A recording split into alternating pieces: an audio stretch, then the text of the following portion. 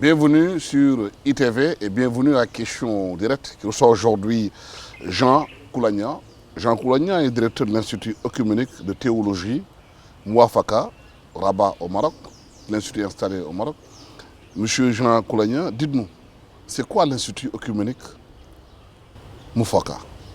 Alors l'Institut œcuménique Al-Mouafaka de Rabat est une création des églises du Maroc, l'Église catholique au Maroc et l'Église évangélique au Maroc qui est l'Église protestante, les deux églises officiellement reconnues au Maroc.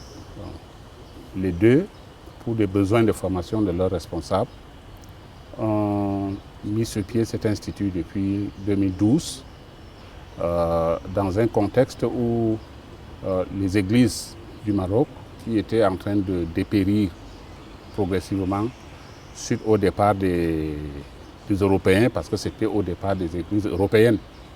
Donc, les Européens sont partis, les églises étaient en train de dépérir et progressivement, les subsahariens arrivent pour des raisons de formation, pour des raisons de migration, pour des raisons de je ne sais pas quoi. Et les églises se remplissent de nouveau. Et subitement, on se retrouve dans le besoin d'encadrer tout ce monde-là. Et c'est dans ce contexte-là que les deux églises se sont mises ensemble pour créer cet institut. D'abord pour leur formation, la formation théologique de leurs responsables.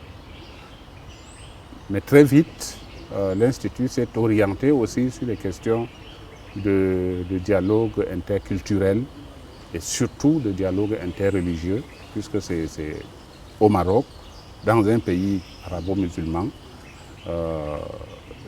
c'était une occasion propice pour se lancer dans ce genre d'activité. Oui. En général, dans ces pays, les chrétiens et les protestants sont ce qu'on appelle des minorités invisibles.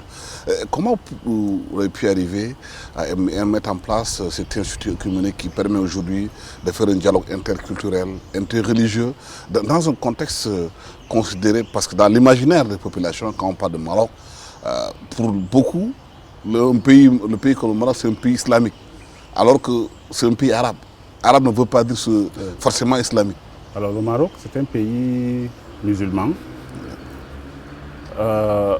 mais un pays musulman un peu particulier. Pourquoi? Je ne sais pas trop pourquoi, mais je soupçonne que c'est dû en partie au fait que le Maroc occupe une situation de carrefour. C'est un carrefour entre l'Europe et le monde méditerranéen, et tout le monde arabo-musulman, mais aussi avec l'Afrique subsaharienne. Donc c'est un carrefour, et ce carrefour favorise, à mon sens, le brassage et l'ouverture, au point où les chrétiens au Maroc sont une minorité, mais ils ne sont pas une minorité invisible. Ils sont une minorité visible. Très minoritaire, on parle de 0,1% de la population, mais très visible, parce qu'il y a au cœur de Rabat, par exemple, la cathédrale qui est très visible, et puis il y a des églises protestantes qui sont construites, c'est des églises qui étaient construites à l'époque du protectorat et qui sont restées. Donc, minorité certes, mais pas si invisible que ça.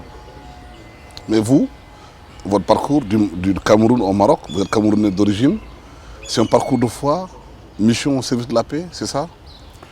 Alors, mon parcours est un parcours un peu atypique. Dites-nous. Moi, je suis pasteur d'une toute petite église, petite sur le plan quantitatif, d'une petite église luthérienne dans le nord Cameroun. Mais la particularité du nord Cameroun, justement, c'est qu'il y a une forte présence musulmane.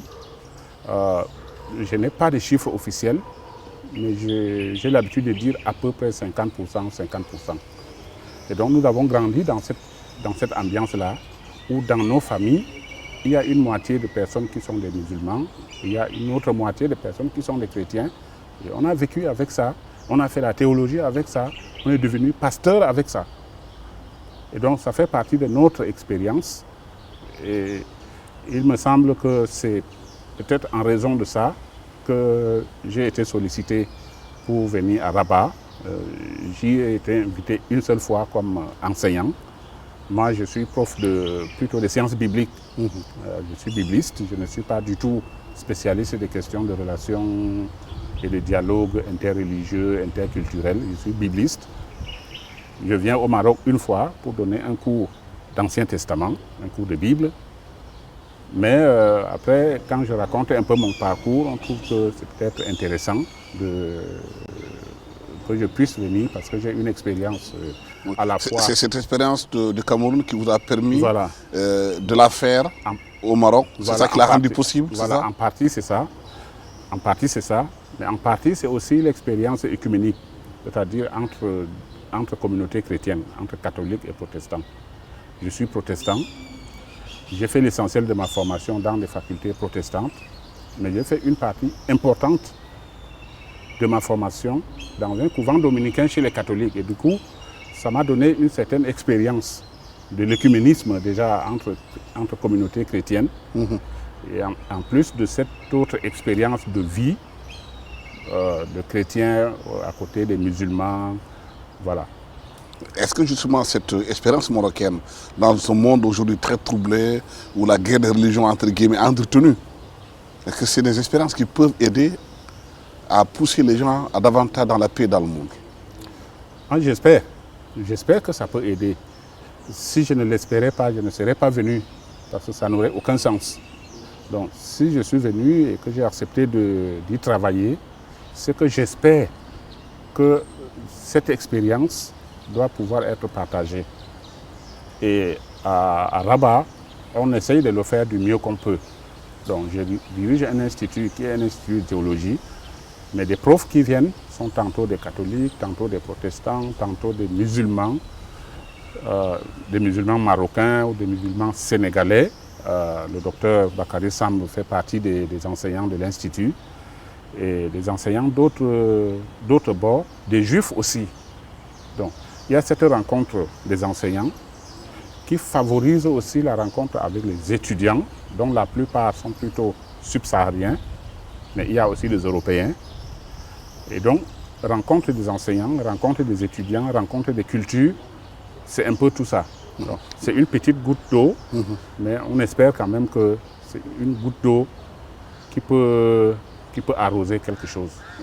Justement, vous êtes dans un pays arabe et musulman, c'est le Maroc. Vous connaissez bien les tensions qu'il y a entre la Palestine et Israël par rapport à ce qui se passe là-bas, les guerres fratricides qui se déroulent là-bas. Est-ce que l'expérience marocaine peut aider un peu à apaiser les tensions entre les communautés? À mon sens, oui. Je ne connais pas trop ce dossier, je n'ai pas les outils intellectuels, les outils académiques pour pouvoir les comprendre et les analyser correctement. Mais je sais simplement que le Maroc se positionne quand même comme un modèle. Surtout ces derniers temps, je crois que ça fait quelques mois que le Maroc a normalisé ses rapports avec Israël. Bon, ça pose d'autres problèmes dont je ne connais pas les ressorts.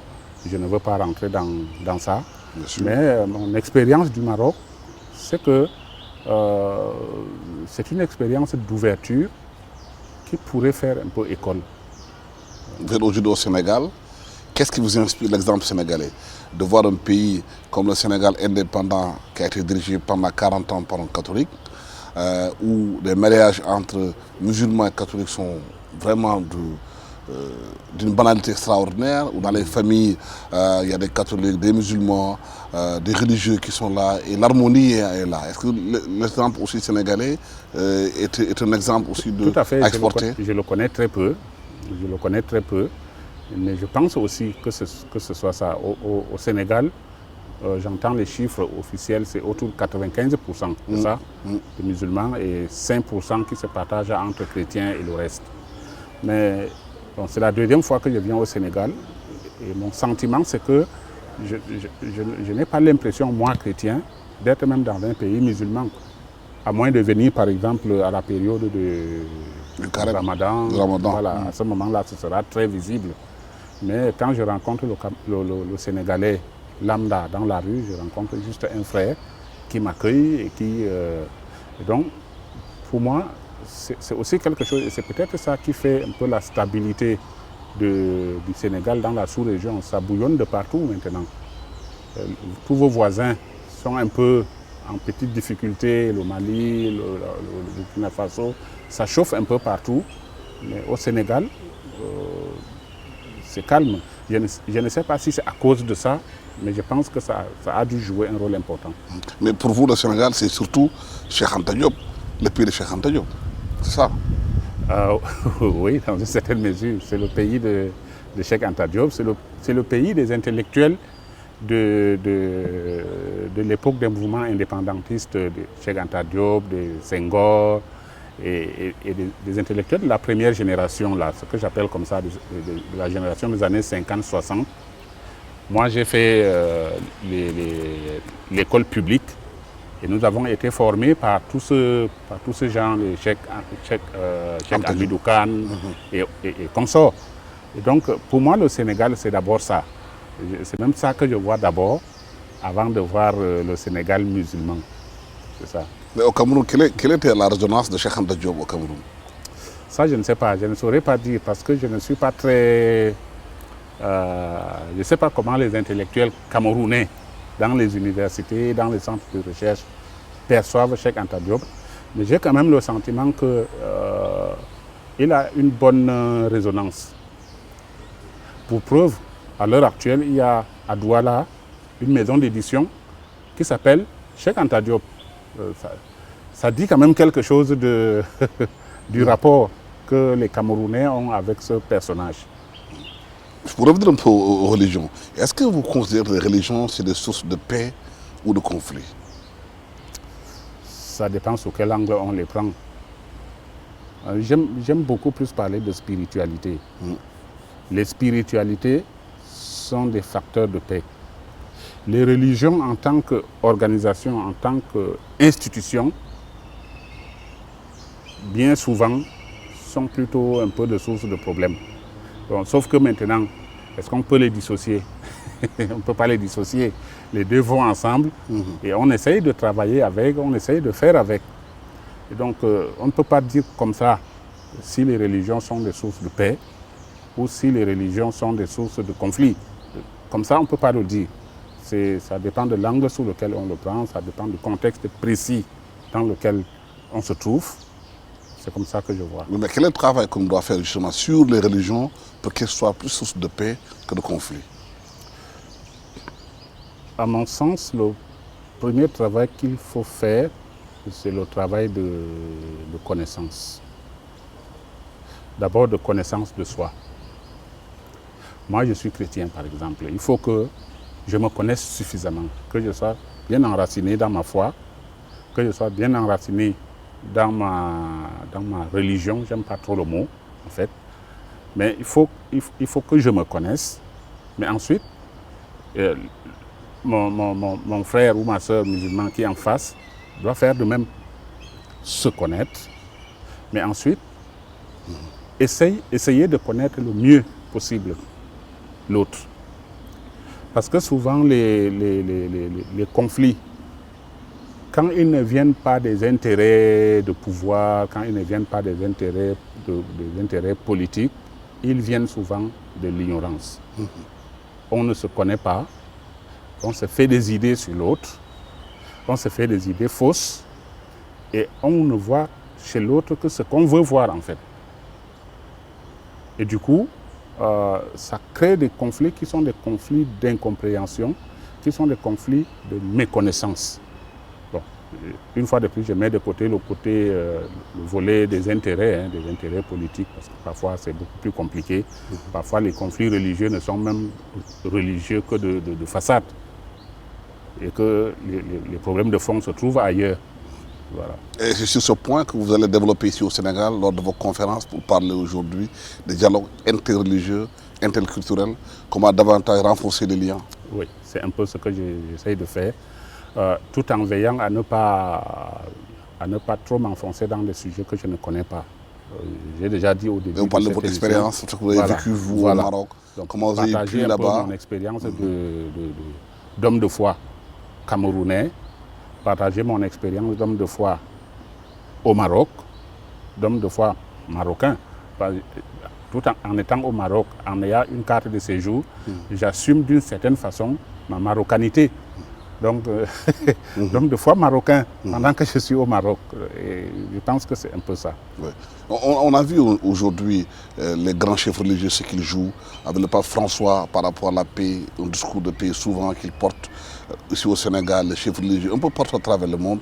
Est-ce que les chefs religieux peuvent être des soupapes pour la sécurité, pour la paix?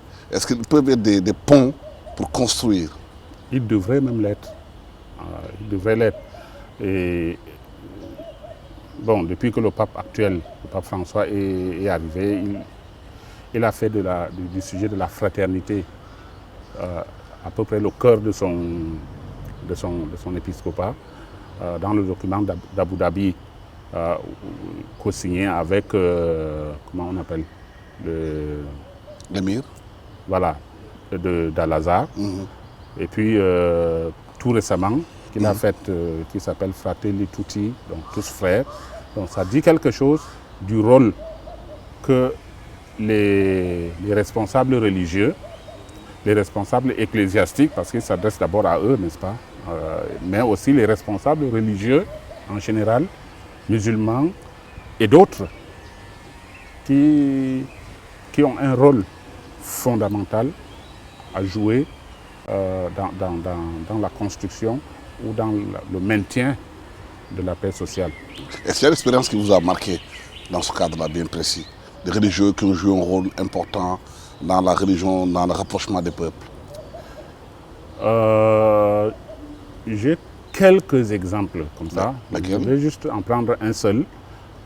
C'est celui des responsables religieux de la ville de Bangui. Donc, je suis camerounais, j'aurais dû parler du Cameroun, mais je vais parler de Bangui parce que c'est une actualité assez récente. Donc, lorsque le mouvement de la Séléka est venu prendre le pouvoir, après il y a eu tout un engrenage de violence. À un moment, l'imam de la mosquée centrale, je crois, de Bangui, était menacé. Il était menacé de mort. Je ne sais pas si c'était par les anti-Balaka ou si c'était plutôt par des bandes extrémistes de Séléka, je ne sais pas trop par qui. Et où est-ce qu'il a trouvé refuge? Il a trouvé refuge auprès de l'archevêque de Bangui. Pendant quelques semaines, je ne sais pas si ça a duré un mois ou ça a duré quelques jours. Et ensemble, ils ont travaillé à mettre en place ce que l'on appelle aujourd'hui la plateforme interreligieuse, dans laquelle des responsables religieux, à la fois musulmans et chrétiens, travaillent ensemble pour tenter de cultiver un climat apaisé, de cultiver un climat de fraternité. Je ne sais pas quel est le degré de succès ou de non-succès, mais voilà quand même un exemple très concret. Est-ce que vous pensez que les Africains peuvent réinventer le dialogue interreligieux? C'est possible. Comment? J'en sais rien. En parlant de réinventer, j'aimerais plutôt raconter une petite anecdote. Et à partir de cette anecdote, je ne fais pas des affirmations, je ne tire pas des conclusions, mais je pose des questions. L'anecdote, c'est que moi, je viens du Cameroun, de la région de l'Adamawa, qui est un peu au centre-nord, on peut dire comme ça, du Cameroun. Et il y a une quinzaine d'années à peu près, on connaît une situation assez inédite, avec un groupe de Peuls. Habituellement, on sait que Peul égale musulman. Les Peuls sont musulmans. Mais là, on se retrouve avec quelques Peuls chrétiens, quelques Peuls qui viennent en grande partie du Nigeria, et une petite partie qui vient de République centrafricaine, et qui s'installent dans quelques villages de la région de l'Adamawa au Cameroun, dans la zone d'influence de l'église évangélique luthérienne, qui est mon église d'origine. Donc, Et ils viennent frapper à la porte de l'église pour dire nous sommes chrétiens. On est d'abord un peu perdus, mais quand ils expliquent, on finit par comprendre. Et l'église met à leur disposition un pasteur pour les accompagner, pour faire le tour des villages, voilà, pour évangéliser. Pas forcément, oui, pour évangéliser, mais ils sont déjà évangélisés, ils sont chrétiens, donc pour s'occuper d'eux. Mais dans un des villages où ils sont implantés, où ils font la plus grande communauté, cette communauté s'appelle les Imania. Je ne sais même pas ce que ça veut dire. C'est des Imania, mais dans ce petit village, où ils sont un peu plus nombreux, le village s'appelle Gomana. Cette communauté Imania est constituée en fait de deux sous-groupes. Ils sont tous Imania, mais une partie des Imania est chrétien et l'autre partie des Imania est musulmane. À un moment, l'église décide de leur construire une chapelle, donc un bâtiment où ils vont faire le culte. Et on a décidé de faire le culte, de faire l'église en forme plutôt circulaire, non pas rectangulaire ou en forme de croix. On fait circulaire. Et dans cette église, on ne met pas de bancs, on met les nattes. Ça se comporte comme une mosquée. Et les chrétiens qui viennent dans cette église, puisqu'ils viennent de l'islam, ils célèbrent le culte chrétien à la manière musulmane. Dans la mosquée, dans l'église. Plus intéressant encore, c'est qu'au tout début, aujourd'hui ce n'est plus le cas, mais au tout début, dans ce même bâtiment, le dimanche, les chrétiens y vont, mais ils sont quelquefois accompagnés par les musulmans. Par les musulmans. Le matin, lorsqu'on sonne la cloche pour le culte matinal, c'est à 5 heures, ça correspond à l'heure de la prière des musulmans aussi. Tout le monde se retrouve sur le même lieu. Sur le même lieu. Je ne sais pas comment ils s'organisent à l'intérieur pour prier, mais c'est quelque chose d'extraordinaire, ça. D'extraordinaire. Et le vendredi, la même église devient mosquée. Donc, voilà un cas. C'est magnifique. Voilà. Et en 2019, en août 2019, j'ai visité cette communauté. Je suis arrivé un lundi après-midi et j'ai été accueilli par l'ensemble de la communauté. Je ne savais même plus qui était chrétien et qui ne l'est pas. En dehors de l'évangéliste que je connaissais, tout le reste, je ne savais pas qui est chrétien et qui ne l'est pas. Le lendemain matin, on vient me réveiller à 5 heures justement, à l'heure du culte matinal. J'arrive, je trouve que l'église est pleine. Et là-dedans, il n'y avait pas que des chrétiens. Il y avait aussi les musulmans. Et la veille, une famille musulmane avait perdu quelqu'un. Et donc nous sortons du culte de l'église. Nous nous dirigeons tous dans la famille musulmane. Et on me dit, pasteur, tu vas prier pour la famille. Donc voilà une expérience. Je ne sais pas quel nom il faut donner à ça. Les puristes chrétiens ou musulmans appelleront ça du syncrétisme. Quelqu'un lui donnera, je ne sais pas quel nom. Mais moi, je me pose des questions. Est-ce que ce ne serait pas là une façon authentique de réinventer ce dialogue? Ce n'est pas des intellectuels. Ils n'ont pas lu des livres sur le dialogue. Mais ils vivent leur expérience au quotidien. Mais la question de fond qui est posée ici, c'est que Dieu appartient à toutes les religions. Dieu appartient il est unique. Voilà. Qu'il soit musulman, chrétien, protestant, juif, Dieu c'est Dieu. Voilà, Dieu c'est Dieu. J'aime bien cette formulation. Dieu c'est Dieu. Malheureusement, chacun essaye de lui arracher un bras et dit ça c'est mon Dieu, l'autre essaye d'arracher une jambe, ça c'est mon Dieu, ça c'est dommage. Mais Dieu reste Dieu. Et moi, cette expérience-là, je ne sais pas ce qu'elle deviendra demain. Je suis très curieux de voir ce que ça va devenir, mais je me pose quand même la question si ce ne serait pas là. Mais ça, c'est une formidable expérience de la tolérance. Voilà. Entre les communautés. Surtout avec ce qui se passe au Nigeria. C'est une bonne expérience. En fait, j'ai même l'impression que ça va au-delà de la tolérance, ça. Parce que souvent, la tolérance, elle cache des choses.